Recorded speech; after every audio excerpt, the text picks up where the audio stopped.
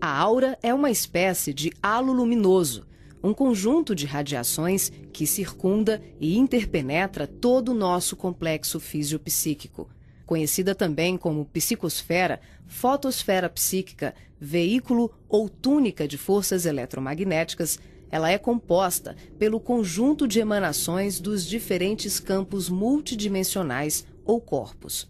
Apresentamos aqui uma visão total de sua forma ovalada, onde temos o corpo físico, o duplo etérico, o corpo astral, o corpo mental, o corpo causal e os centros de força. Através da animação em 3 dimensões, podemos notar com maior clareza que a nossa aura não começa na superfície do corpo físico. Ela é formada por camadas, conhecidas como campos sutis ou campos dimensionais. O corpo físico é a parte mais interna do nosso complexo. As camadas mais externas e sutis revestem e interpenetram todas as estruturas das camadas mais densas. O corpo mental envolve o corpo astral, o duplo etérico e o corpo físico. Na cor amarela, vemos a aura mental, de cor rosa, a aura astral, e na cor azul, o duplo etéreo.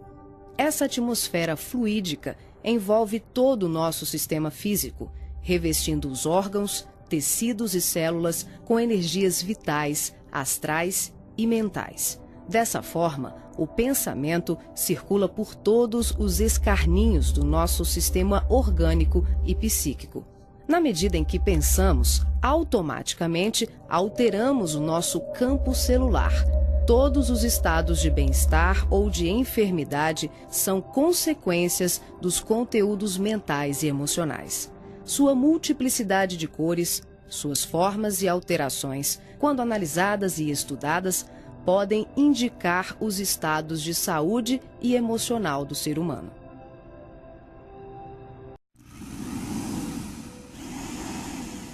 A palavra chakra vem do sânscrito e significa roda de luz, também conhecido como centros vitais, fulcros energéticos ou centros de força. Geralmente são visualizados por videntes e clarividentes como campos em forma de redemoinhos, com a aparência de uma flor, com pétalas irradiantes e coloridas. O nosso corpo é regido por esses centros, que vibram em sintonia uns com os outros ao influxo do poder diretriz da mente, estabelecendo um veículo eletromagnético no qual o pensamento vibra em circuito fechado antes de exteriorizar-se. Cada célula do nosso corpo pode ser considerada um motor elétrico ou diminuto centro vital.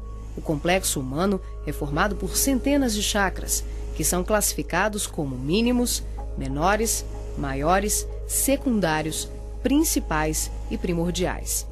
Esses centros de força desempenham diversas funções, dentre elas a de reger as atividades fisiológicas dos órgãos a eles relacionados.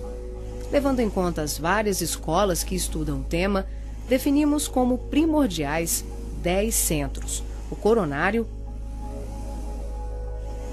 o cerebral ou frontal, o ágina, o laríngeo ou da garganta, o cardíaco, o gástrico ou solar, o esplênico, o umbilical, o genésico ou sexual e o fundamental. Na animação, vemos a parte anterior e posterior de cada chakra, que juntas formam um só órgão. Esses centros de força giram em alternância, repetindo o sistema de respiração num movimento permanente de emissão e absorção de energia. O giro é sincronizado e complementar entre o chakra anterior e o posterior. Os chakras são formados por microtúbulos, que são estruturas ocas, compostas por inúmeros blocos de moléculas idênticas. Esse elemento base, aqui aumentado milhares de vezes, junta-se a outros microtúbulos, formando uma complexa rede capilar. São microtúbulos menores que se inserem em microtúbulos maiores, num processo sucessivo. São justamente esses microtúbulos de diversos tamanhos que dão ao chakra a aparência de pétalas. Aqui vemos um exemplo dos microtúbulos maiores. e aqui, microtúbulos menores preenchendo os microtúbulos maiores.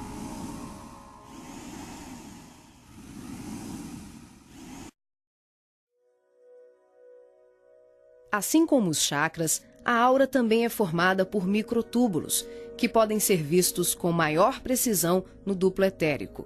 Os microtúbulos se afunilam, ficam cada vez menores e penetram os poros das membranas celulares. Como os citoplasmas das células é constituído em grande parte por água, que é uma das substâncias mais suscetíveis à magnetização, podemos concluir que o nosso bem-estar ou os nossos males físicos são frutos da nossa forma de ser e pensar. É assim que as vibrações positivas ou negativas geram saúde ou doença em nossas vidas. Tudo é resultado da direção e da qualidade que damos às nossas correntes mentais. Nessa animação, vemos através da aura e dos corpos. Os chakras estão ampliados e representados como lunetas se expandindo. Podemos observar o sincronismo das camadas mais externas com as mais internas. Temos os campos ligados ao corpo mental em amarelo, ao corpo astral em rosa e ao duplo etéreo em azul. Os centros de força das camadas superiores envolvem completamente os centros das camadas mais densas. Cada parte da luneta está contida na outra. Os microtúbulos maiores são preenchidos pelos menores.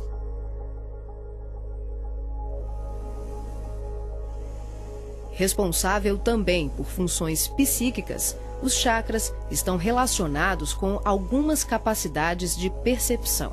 São núcleos importantíssimos em vários processos mediúnicos, formando uma rede complexa de assimilação, armazenamento e emissão de vibrações ou energias mentais ou sutis. Os centros de força podem ser considerados portais dimensionais, por onde fluem as correntes mentais que assimilamos e emitimos em regime de sintonia durante as diversas manifestações medianímicas.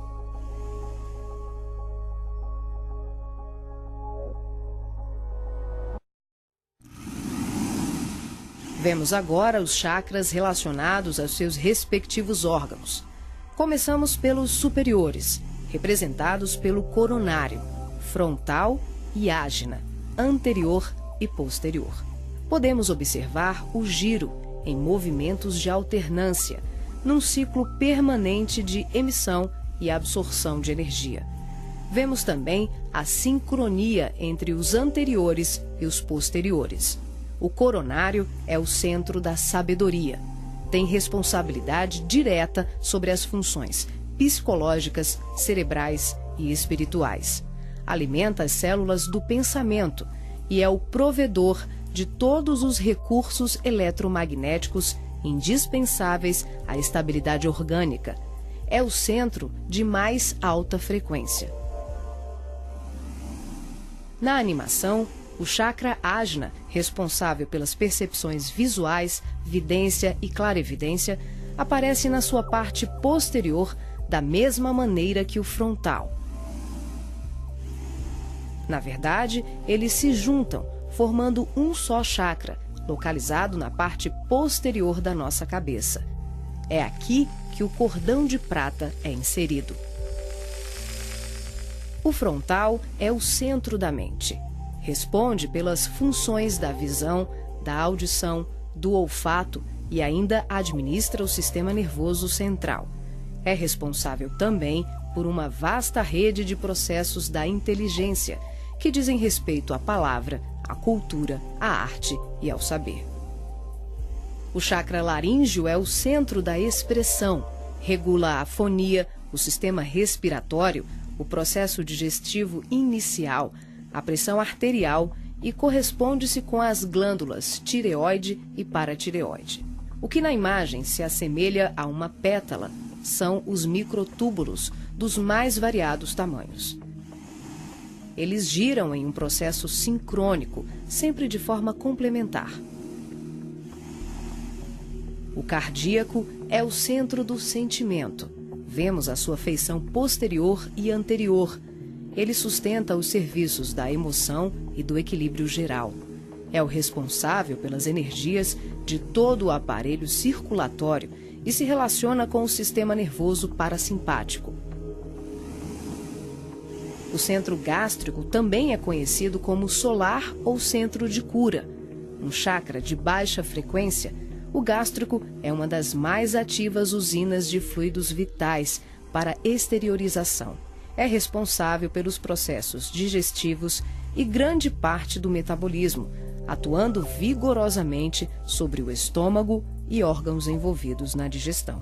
Dentro desses microtúbulos ocos, temos outros microtúbulos ocos. O chakra esplênico é um dos mais importantes. O centro do equilíbrio é também uma grande usina de fluidos. Ele regula a distribuição e a circulação adequada dos recursos vitais em nosso corpo. A feição de pétalas que vemos nessa animação é por conta dos microtúbulos maiores.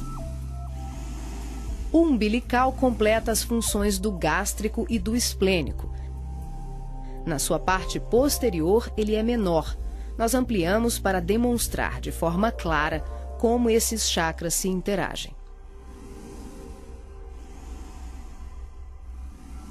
O genésico, conhecido também como chakra sexual, é o centro das formas e elevação. Exerce grande importância nos processos genésicos.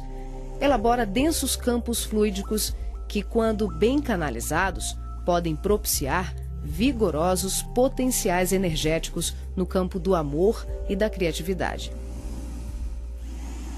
O chakra fundamental trabalha como se fosse o posterior do coronário. Ele está na base inferior da coluna vertebral, na região do períneo, entre o ânus e os órgãos genitais. Forma, junto com o genésico e o básico, uma tríade, tão importante como o coronário, o frontal e o ágina. Integrado ao genésico, esse centro trabalha principalmente na captação de energias vindas da Terra, oriundas dos raios gama, da água e dos metais.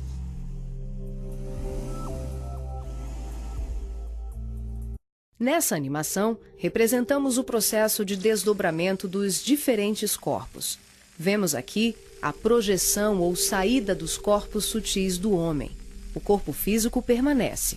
O duplo etérico, o corpo astral e o corpo mental se exteriorizam. Os fios coloridos dão enfoque ao funcionamento dos cordões fluídicos, que são os responsáveis pela interação entre os corpos.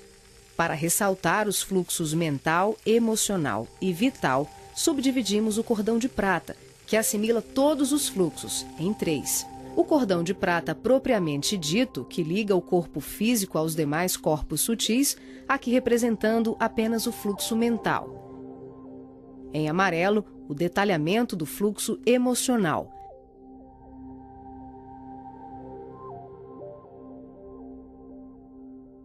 E na cor rosa, o fluxo vital. Esses cordões são semelhantes ao cordão umbilical, porém, a densidade deles é muito mais sutil.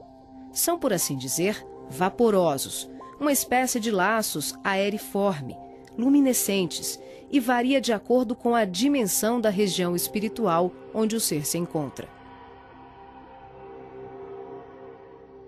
Quando ocorre esse tipo de desdobramento em que o duplo etérico, o corpo astral e o corpo mental se deslocam juntos, o médium não consegue alcançar grandes distâncias, devido à densidade do corpo etérico, que, em síntese, são emanações neuropsíquicas do corpo físico. Dessa forma, o espírito fica nas imediações do organismo carnal e sua saída ou projeção é geralmente por tempo limitado. Esse fenômeno é muito comum no sono e também em desdobramentos parciais durante os trabalhos mediúnicos.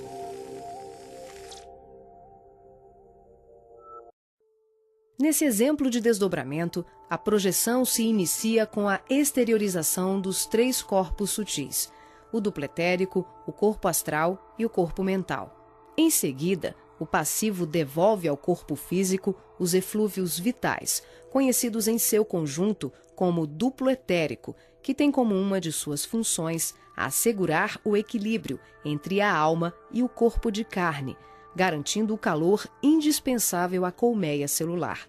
Desembaraçado dos veículos mais densos, corpo físico e duplo etérico, o médium se desloca com o corpo astral, envolvido pelo corpo mental e pelos outros corpos mais sutis, aqui não representados. Ao devolver as energias neuropsíquicas, o médium projetado fica, por assim dizer, mais leve e ágil, o que lhe permite uma melhor condição de trabalho e observação, além de lhe possibilitar o deslocamento para regiões diversas. Ele pode viajar para qualquer lugar do espaço, incluindo o plano físico e o extrafísico. O corpo astral, envolvido pelo corpo mental, fica permanentemente conectado ao corpo físico pelo cordão de prata, que também é conhecido como cordão fluídico. Trata-se de um laço, um feixe energético extremamente flexível e expansível, que é formado de microtúbulos, a exemplo dos chakras, e mantém um fluxo energético bidirecional entre os corpos densos e sutis. Esse fluxo vibratório de nutrição faz com que o espírito perceba, de imediato, tudo aquilo que possa vir a ocorrer ao corpo físico durante o desdobramento. Na volta, podemos observar como ocorre a reentrada dos corpos mais sutis, na conjugação com o corpo físico e etérico. Aqui temos o desdobramento do corpo mental. Os 3 corpos saem. O médium devolve ao corpo o duplo etéreo e apenas o corpo mental se projeta. A animação demonstra que, em qualquer tipo de desdobramento, os corpos permanecem conectados entre si através do cordão de prata e dos fluxos energéticos. Em relação ao corpo mental, ocorre muito mais um fluxo mento-emotivo que propriamente um cordão densificado, como mostra o vídeo. Esse tipo de projeção permite ao médium se deslocar para qualquer lugar do universo com uma percepção muito maior, visitando regiões astrais e mundos superiores que estão bem além das colônias de transição, geralmente descritas na literatura espírita. O corpo mental é o envoltório sutil da mente. Tem a forma ovalada ou ovoide, que define o formato da totalidade da nossa aura. O mental também é o responsável pela formação do corpo perispiritual ou corpo astral. É o corpo que permanece quando perdemos os demais corpos, por avanço evolutivo, por desequilíbrio profundo, como na ovoidização ou em operações atinentes a certos renascimentos na crosta terrena. É por essa razão que os espíritos que perderam os corpos mais densos, corpo físico, duplo etérico e corpo astral, por monodeísmo, permanecendo envolvidos apenas pela túnica mental, são chamados de ovoides ou esféricos. Essa animação exemplifica como se dá a interação por expansão da consciência, sem que haja nenhuma dissociação dos corpos densos e sutis. As percepções dos mundos astral e mental, além das comunicações mediúnicas especiais, como a recepção de correntes de pensamentos, podem ser realizadas sem que haja o desdobramento de nenhum dos nossos corpos. Esse fenômeno se manifesta pela expansão simples e ampla da consciência. É um processo interior, de qualificação e sutilização do medianeiro, um acesse. O ser vê, ouve, percebe e interage com outros seres e diversos mundos, sem que ocorra uma saída, uma viagem, um deslocamento. O espírito pode estar em vários locais ao mesmo tempo e perceber, tomar conhecimento de tudo o que o cerca e tudo o que o envolve a grandes distâncias. É o todo em cada parte, é cada ponto contendo o todo.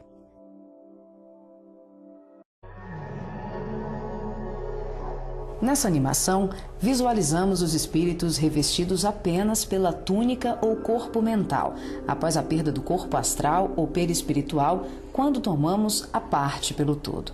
São denominados pelo espírito André Luiz de esferoides ou ovoides. tristes mentes humanas sem apetrechos de manifestação, verdadeiros fetos ou amebas mentais, que são utilizados por mentes criminosas e perversas em processos obsessivos, tecnicamente organizados, tanto em relação aos desencarnados como encarnados. Geralmente se apresentam em forma ovalada, da dimensão de um crânio humano de aspecto gelatinoso, com características amorfas e colorações que variam de um acinzentado escuro ao negro e ao avermelhado. A perda do corpo astral ou ovoidização são atinentes a vários processos, que vão da reencarnação à sublimação do espírito. Aqui, focalizamos o sentido inferior dessa ocorrência, quando a personalidade desencarnada continua no além-túmulo, o cultivo das ideias de ódio, vingança, autodestruição, culpa, egoísmo, apego vicioso, gerando uma fixação monodeística, que é a tendência da consciência de fixar o pensamento em uma só ideia, provocando alterações fisiológicas e anatômicas no veículo perispiritual. As partículas mentais circulam em circuito fechado pelo campo da aura e são absorvidas pelos chakras, provocando a assimilação de forças degradantes pelas células perispirituais, que passam a operar em regime de desequilíbrio, até que pela repetição incessante e de longo curso de tal mecanismo, o ser gasta, por assim dizer, o seu corpo astral ou perispiritual, ficando revestido apenas pelo corpo mental. Como a mente é o fundamento organizador de todos os nossos tecidos grosseiros e sutis, as cristalizações do pensamento em circuito fechado, em verdadeiros processos de auto-hipnose, de ondas negativas, de ódio, mágoas e diversos outros sentimentos de baixa vibração, acabam gerando uma atrofia do corpo espiritual da criatura em desequilíbrio, perdendo temporariamente o desenho humano.